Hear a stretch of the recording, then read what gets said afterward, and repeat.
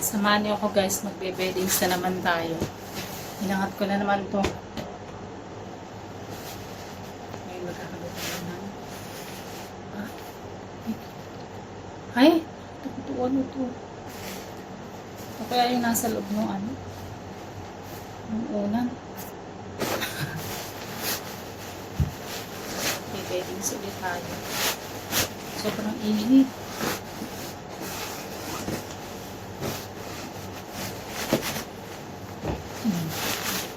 Beddings na tayo.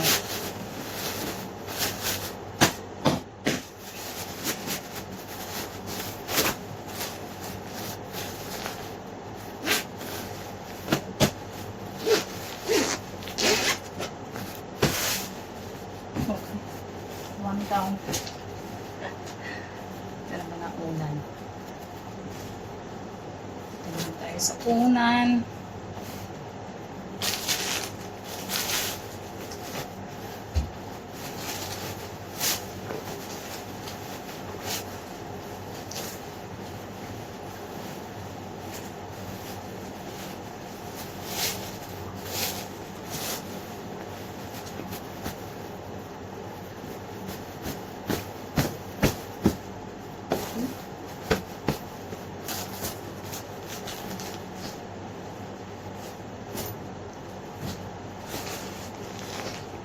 Next.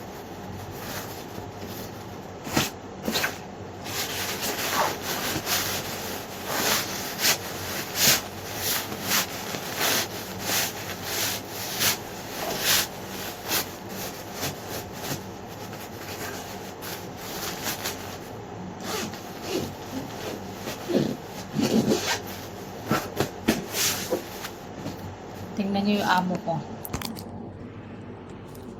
Sabi nila, ito daw TV, dapat may cover yan. Alam niyo na mga Chinese, may mga pamanhiin.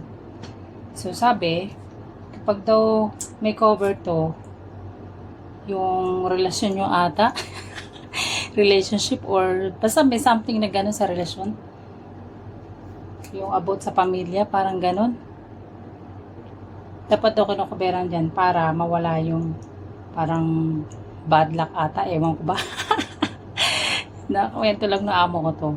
Pero itong amo ko, nakalimutan niyang kuberan. So ngayon kukuberan natin tong TV. Kasi meron silang pamanhiin. Alam niyo na yung mga Chinese. May mga pamanhiin sila. So kukuberan natin tong TV. Nakalimutan ng amo kong kuberan ko. So ngayon kukuberan natin. Ayan. May pamanhiin sila dyan eh. Dapat daw may cover ang TV. So ayan, pinagyan ko na amo. Wala nag-cover sa'yo. So ngayon, ito dito tayo sa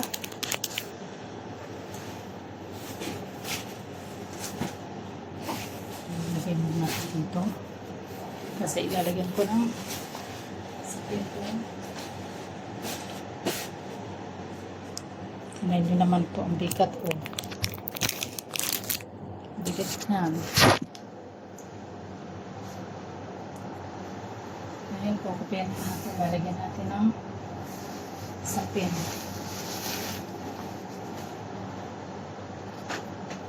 Masaklap sa bangharap nito.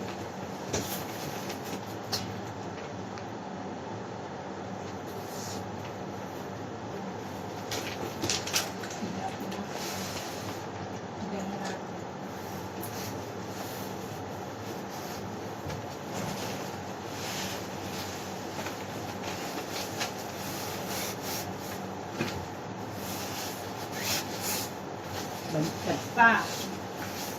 Baliktad pa ito.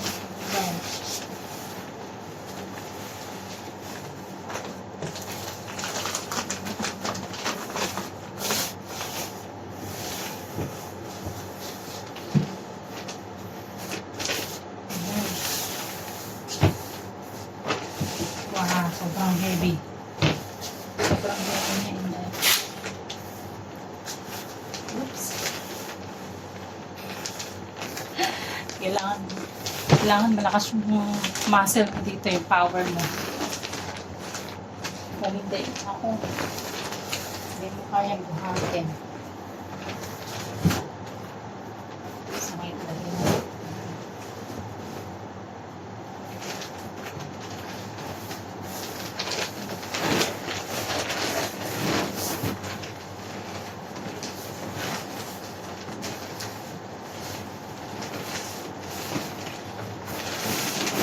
Ayan.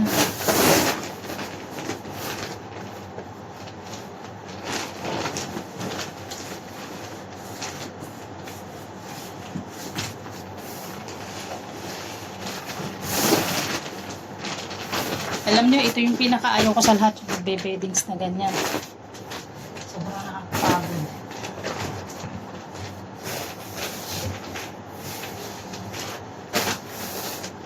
Okay. Okay naman natin itong pillow.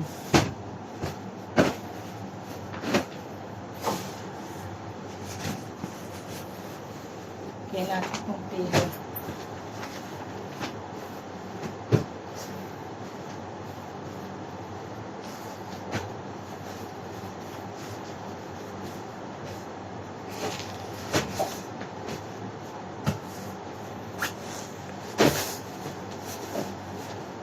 Ayan. Next na isusunod naman natin ay ito. Ito naman.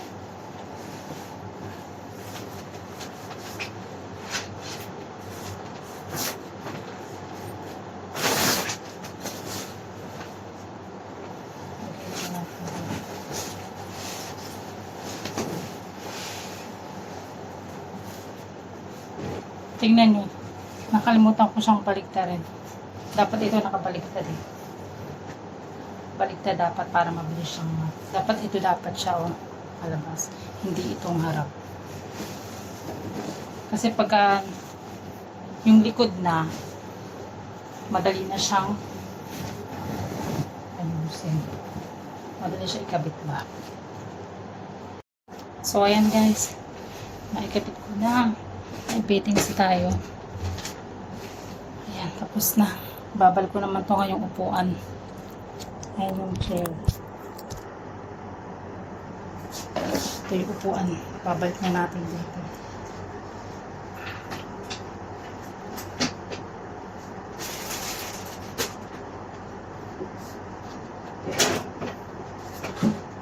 Balik natin sa tamang level.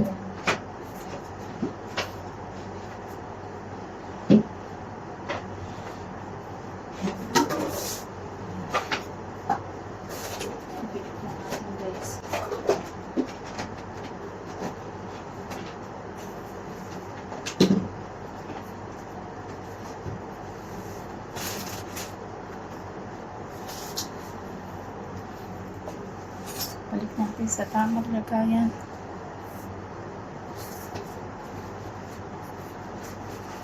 Ayan. Okay na. Tapos na. So, ayan guys. Malinis na ang house ni Amo. Nakatidy na ulit. Diba? Maayos na ulit. Gandang-ganda ako sa ayos na to. Ang cute niya kahit maliit lang. Imagine niyo para siyang hotel style. Ayan, meron may upuan dito, may upuan doon, tapos may bulaklak doon, di ba? Ganda na, ang cute niya. Galing din ng amo ko eh. So ngayon guys, naisip ko gawa ng ginataang munggo, may green beans, kukuha na tayo dito. Tapos itong glutinous rice, saka itong brown sugar. So ngayon, magsasalang lang tayo ng green beans. Lalagay lang tayo ng green beans dito.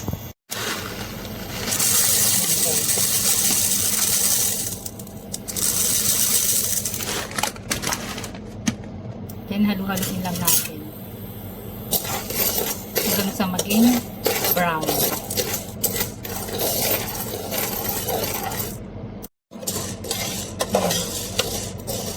Magko-color brown na siya.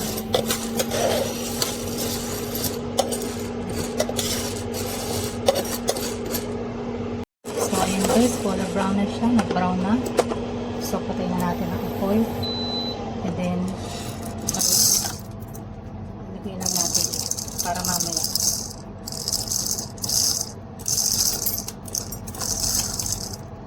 Lalamigin lang natin siya. Tapos, tuturugin. So, ito guys, nagpapakulo muna tayo ng tubig.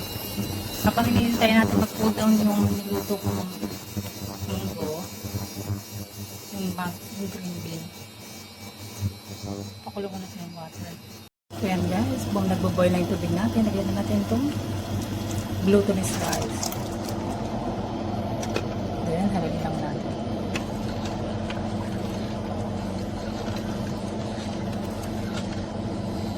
Bumili ako nito guys, oh. Gagamitin ko yan. Tatry ko para dito. Ayan. Ay, ayan siya. Try natin. Kung gagana ba siya. So, ito nahugasan ko na siya. So, lagay natin. Try natin.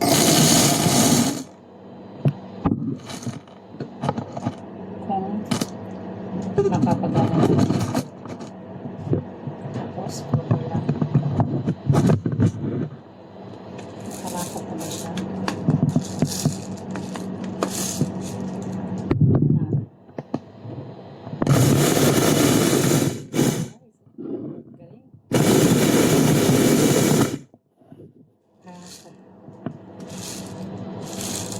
Yan.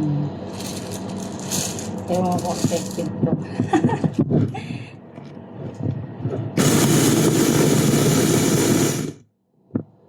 Mga effective. Ang cute.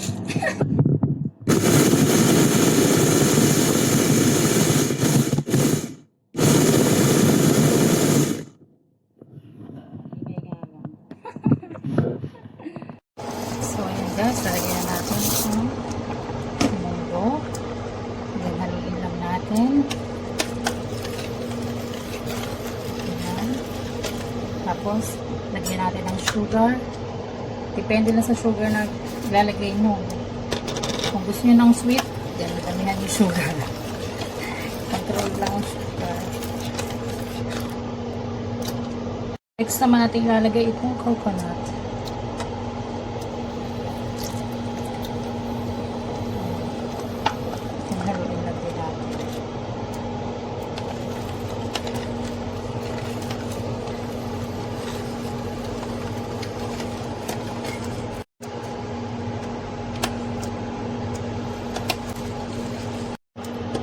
So, ito na guys. Malapit na siyang maluto.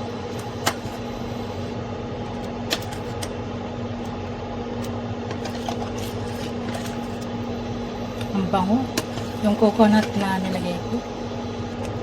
Sobrang bango.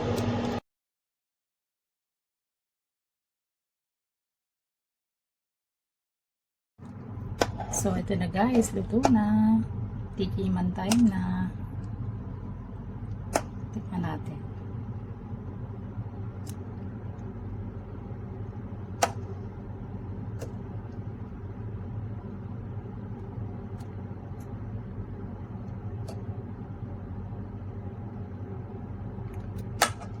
At syempre, mag-uwi ako sa bahay. Ayan. Mag-uwi tayo sa bahay. Kaya bumili ko ng na ito. Kasi bala ko talaga magluto nito. Tapos mag-uwi ako sa bahay. Patitikimin ko yung sister ni Sir. Ng ganito. Ginataang munggo. Hindi naman siya maarte lahat kinakain niya. So, ayan. Patikimin ko siya. Patikimin natin ng ginataang munggo. Filipino style. Ito na guys yung ating ginataang munggo. Ayan, mainit pa siya. Try natin.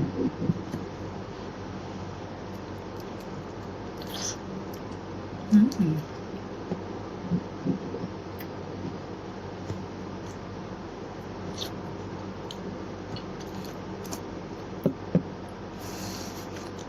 Nag-crave lang ako nito kaya ako nagluto eh.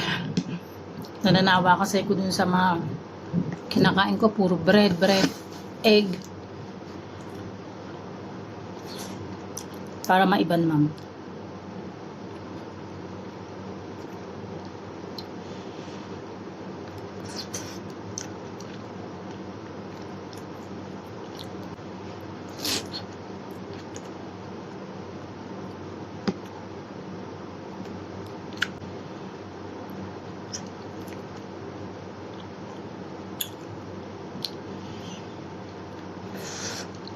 Mainit pa.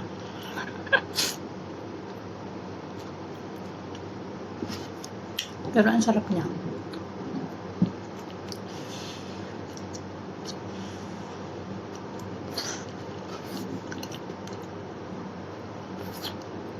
Hmm?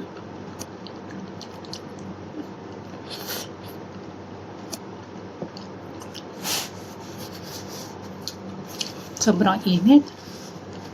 Naka-aircon ka na, pinagpapawisan ka pa.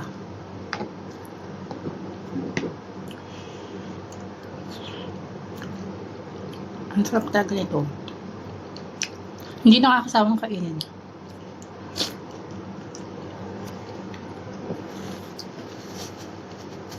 So, paano ba yan guys? Thank you for watching.